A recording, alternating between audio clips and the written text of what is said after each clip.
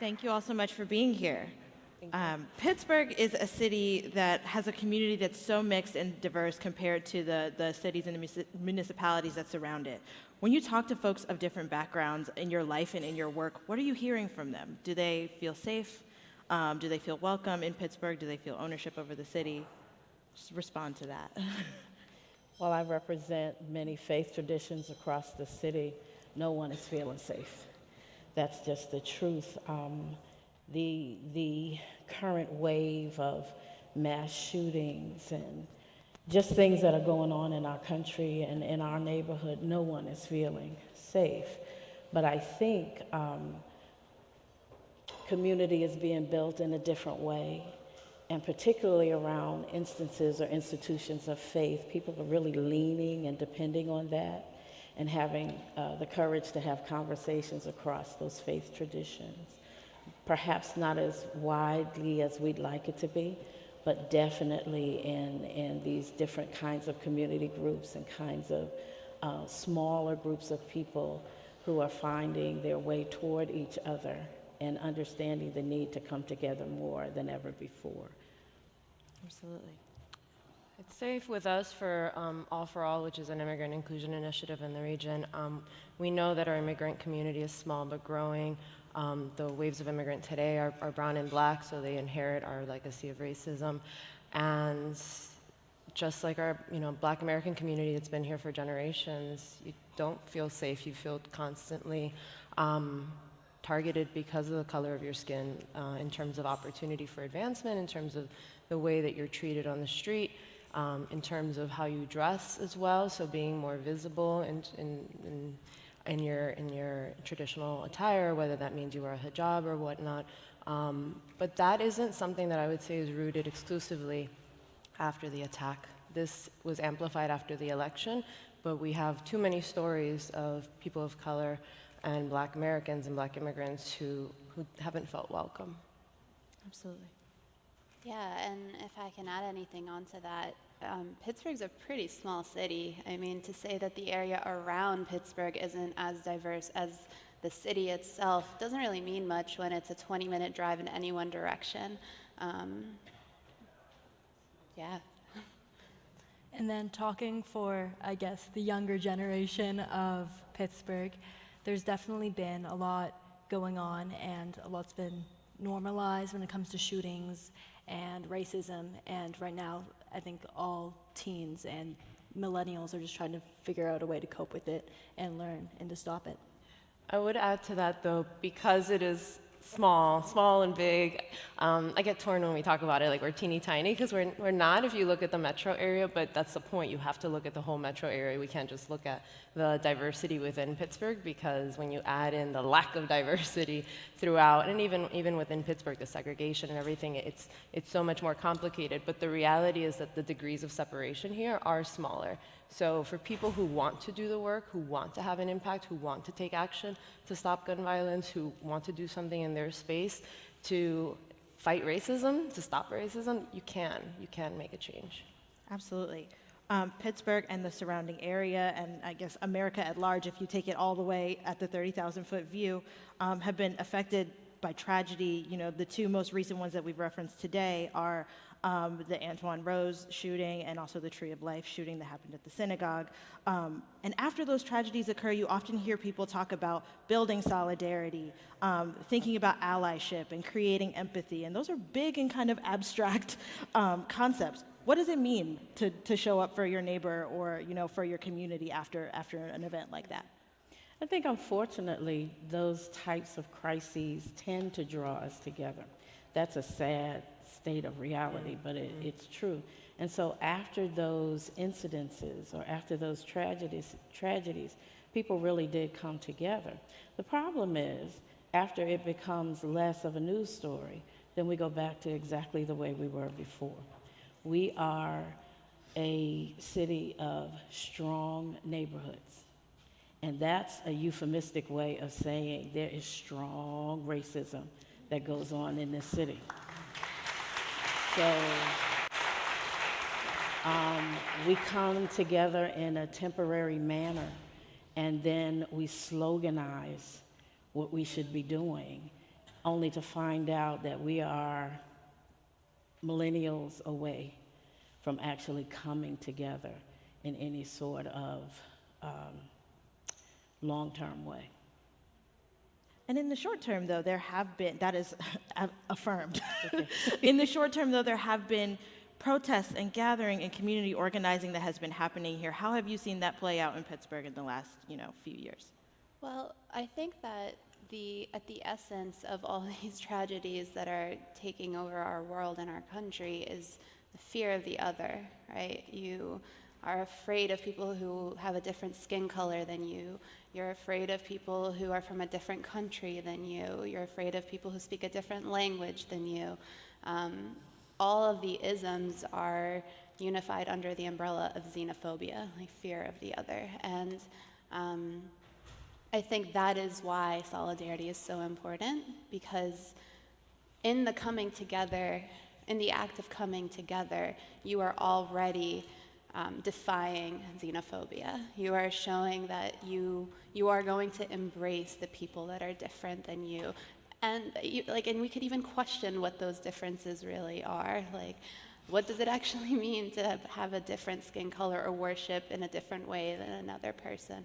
But I think that's why solidarity is so important. And we saw that especially after the Tree of Life shooting, as the Muslim community really stepped up and tried to embrace their Jewish brothers and sisters here in the city, and along with the entire rest of the city, where you had the hashtag that I'm sure everyone has heard of, Stronger Than Hate. The hashtag Stronger Than Hate was born. But then shortly after, you have something like what happened with Antoine Rose and the not guilty verdict that came out. Then people were really like, are we actually stronger than hate? Like, what does it actually mean to show up for one another? What does it actually mean to stand in solidarity? And so I don't think it's just a hashtag. I don't think it's just posting on social media. I think it's showing up to a synagogue and creating human chains, links, hand in hand around the synagogue to show that we are there and we will protect you physically if any harm comes to you. And vice versa, the Jewish community did the same thing with the Muslim community after the New Zealand attack happened. It means going up and showing up to the protests after the Antoine Rose shooting. Those are just the things that we hear about and the things that we're talking about today. We were just talking backstage. There are so many things that are happening that we don't even hear about, that are not making the mainstream narrative. So it's just showing up and asking people, how can we help? How can we help you? Emily, I want to bring you into the conversation. You've been particularly affected by the events that we've talked about, and you're also, invested in organizing and protesting. Just talk a little bit about your experience and how that's affected you. Yeah, for sure. So me and a group of Taylor Allderdice students helped organize a vigil right after Tree of Life. We wanted to bring the community together. Everyone just felt so isolated and alone in this particular experience because everyone was just stuck. Anyone in Squirrel Hill that day or that week or that month could just feel the dense air, you were all there, you were all around. It just didn't seem like a home anymore since that was where I lived. However, when it came to Antoine Rose, there was a lot of people who came together for the rally, and I was there, and there was so many students. But I feel like there were also, as you were saying, there were so many events that weren't spoken about. There were things that happened in Taylor Allderdice with the student who was killed. There were so many things that happened after Tree of Life with students with people killed in a grocery store. And were these events talked about as much as they should have been? No, and they aren't.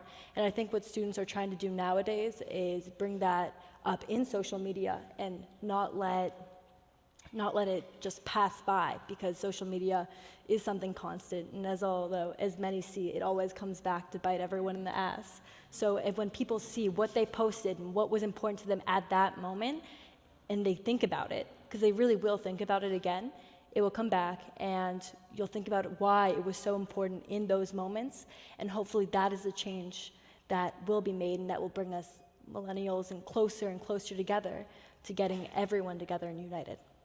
Absolutely. Oh, Oh, sorry. Of course. Can I answer that? I also, in hearing the fellow panelists, I can't help but think of the role of ego in some of this, right? So I think that sometimes solidarity manifests itself in many forms, or can manifest itself in many forms, showing up, organizing, the physical, being there. And that's incredibly important to see that visual. But it's also, we can show solidarity in our everyday way without getting credit for anything, without, in our places of work. It's important to do all of it.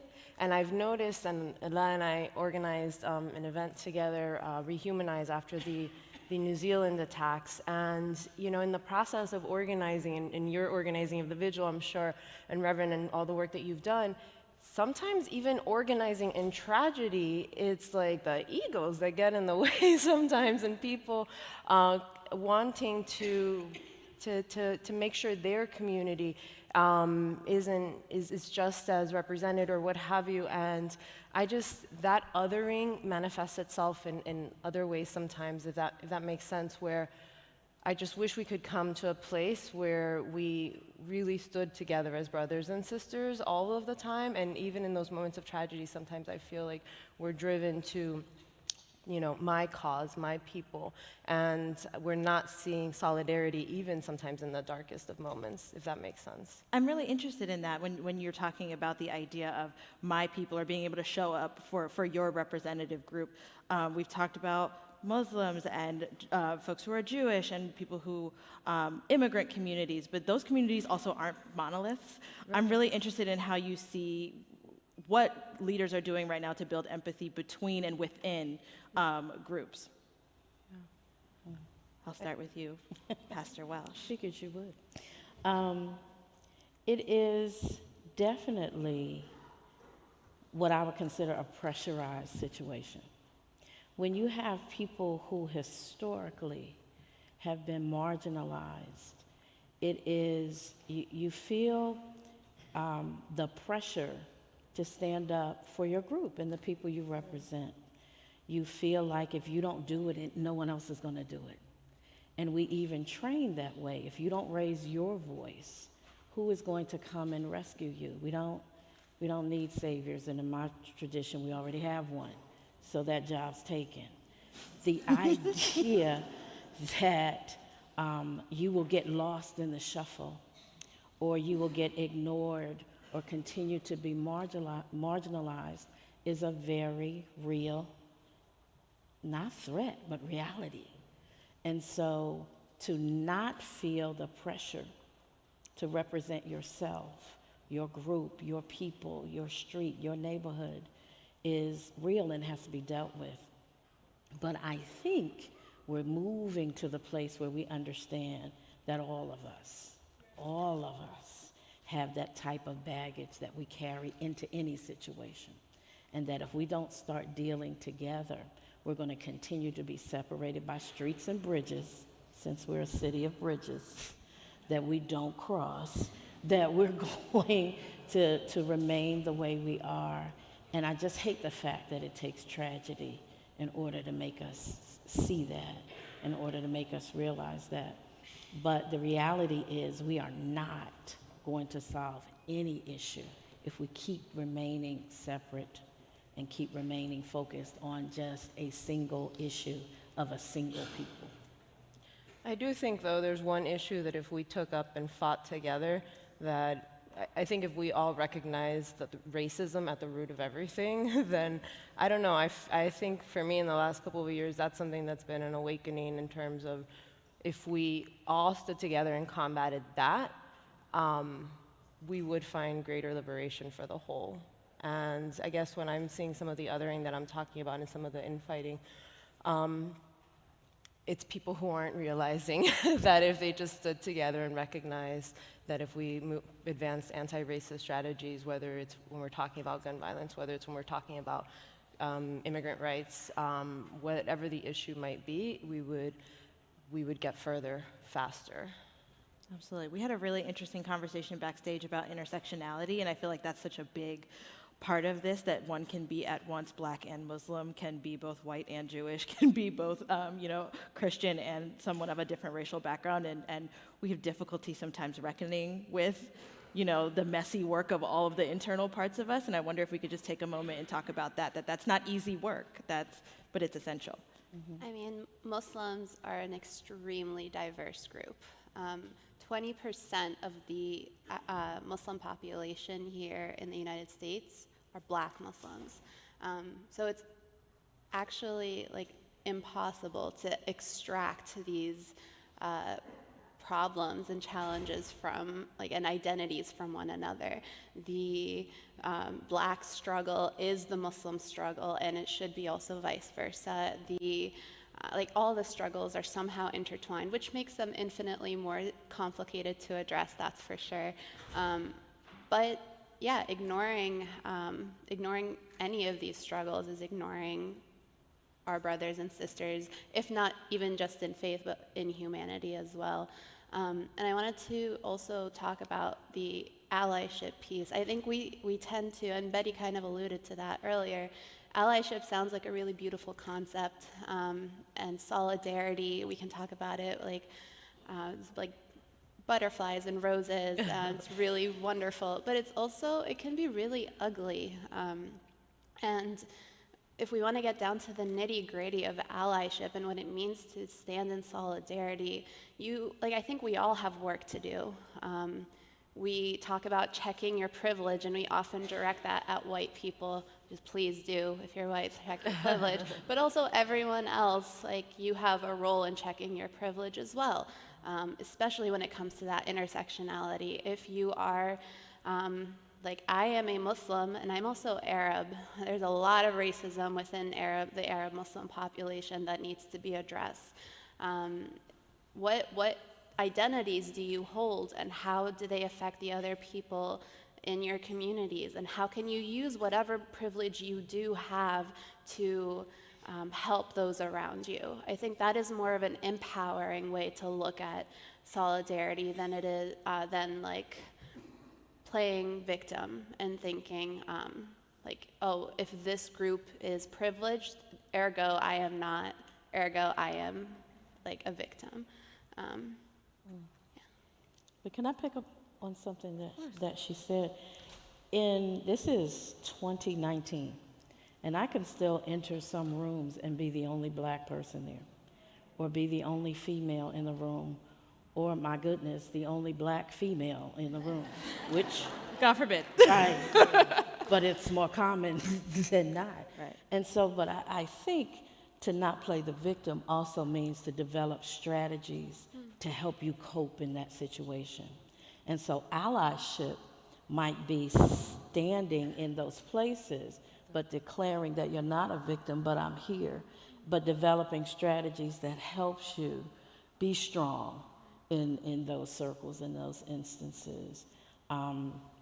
Developing, the use of your voice, and maybe doing what we would call one-on-ones with the power brokers in the room and say, hey, this isn't going to happen, but to teach people that that's what they have to do in those situations. But and also to that point, it shouldn't be the burden of the people of color who are in those rooms to recognize. Every time I go into a room, I count how many brown people do I see, and I present white, so I might not be the one that's being counted as a Latina or what have you. But those are the passive, I guess, ways that people can be allies, is to amplify the fact that they're walking into a room. Why is there only one Black person at this table? And what do we need to do differently to change that now? Those are things we can change right now.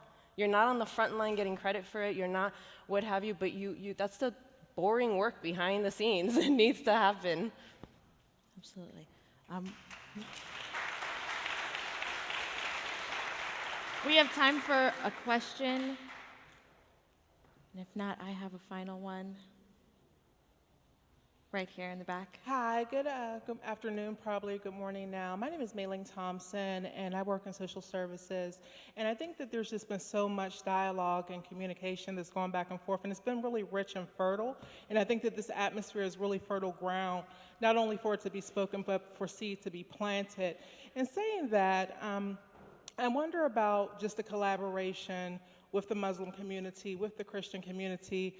I'm reflecting on a situation in Africa where women came together for a common cause of different denominations and different backgrounds and even different tribes, and put all of that aside for the common cause of getting the job done of what they needed at that particular time. When we do have situations like the Tree of Life, and when we do have situations like Antoine Rose that impact us all in some way or other, whether it's in our direct community or going to work the next day and just feeling at odds with everyone around us, how can we form groups, or even when you talk about ego, designate someone within our intermediate circle to come into collaboration with, let's say, a Christian background and a Jewish background, and come together and say, how can we proceed on this topic at hand? Can we go to a board meeting? Can we go to a council meeting? What can we do to begin the work of getting the job done so it doesn't become a slogan, or even so a situation like this where the ground is so fertile becomes just a past thought or a past reflection? After the shooting, again, I represent broad cross-section of faith traditions. There is something about the way women come together that I just love, that I'm more comfortable with and more familiar with, where we can cry, where we can talk, hug, embrace, argue, but then have a piece of cookie and go on.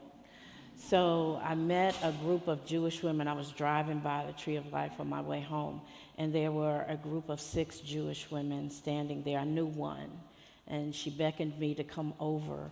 And for about 10 minutes, we just stood there, and we wept together, and we cried, and I didn't know these women.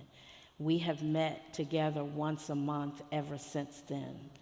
Now, that may not seem significant across the broad spectrum of the city, but for those 6 Jewish women, 4 Christian women, us meeting and talking and moving further and further into the deep conversations about race, and reading materials that we share and speaking from our faith traditions has been the most healing thing in my life so far. I appreciated them saying to us, we understand now what you must be feeling every time you hear of a shooting in your community, or at Mother Emanuel in South Carolina. We get it, and so can we talk? I just think that it doesn't have to be a program-driven, grant-written, public thing. That if we could just come together, take the courage to just form small groups at your kitchen table, will work further than trying to put together a big, broad, citywide program. And I think we do it better than men. Sorry. All right now. Anyone else want to jump in? Emily? I want to add upon that. At least at my school, what we did after the Tree of Life shooting, or the Antoine Rose, after the jurisdiction and trial was over, is we had small groups come together when, if you weren't feeling like you were able to concentrate on anything other than this, you were able to go to a room, talk to teachers, broad group of kids in there. Doesn't matter if you're white, doesn't matter if you're Jewish, doesn't matter if you're black, doesn't matter if you're Muslim. Everyone was down there, different groups, different people, crying, talking about their emotions. It wasn't just women. I met so many people over the weeks of the Tree of Life when I had to be down there, when I couldn't see the point of going to class, talking to my teachers, really understanding what was going on, really talking to kids who felt my pain, my confusion. And after Tree of Life, learning about all the other shootings that were going on that I was oblivious to, and then calling on some of my friends that I met during these groups in times of crisis and saying, when I don't feel like there's a point, what do I do? And having them talk to me and what's right and how we are moving forward. And you just have to take it one step at a time. I want to add one more thing. Since we brought up social media earlier, I think one thing we all can do is look at the call-out culture that we exist in right now. I think it's done amazing things. The Me Too movement has been phenomenal for empowering women all over the country. But at the same time, we've reached a point where making a mistake means you can get torn apart. If you say one thing wrong that is politically incorrect, like, oh my God, if I said something up here right now, I'm sorry if I offended any of you. Like, I think it is terrifying to actually ask for help in today's world, because people are so afraid of getting canceled. So what does it look like to actually humanize the people that we have an urgency to cancel, or feel this if someone says something that we don't like, what does it look like to humanize that person and create a dialogue with them? Tell them how what they just said made you feel, and see if you can actually change their mind. I think taking steps towards defeating that culture is one way to bring us all together as well. Well, thank you guys. Thank you all for being here.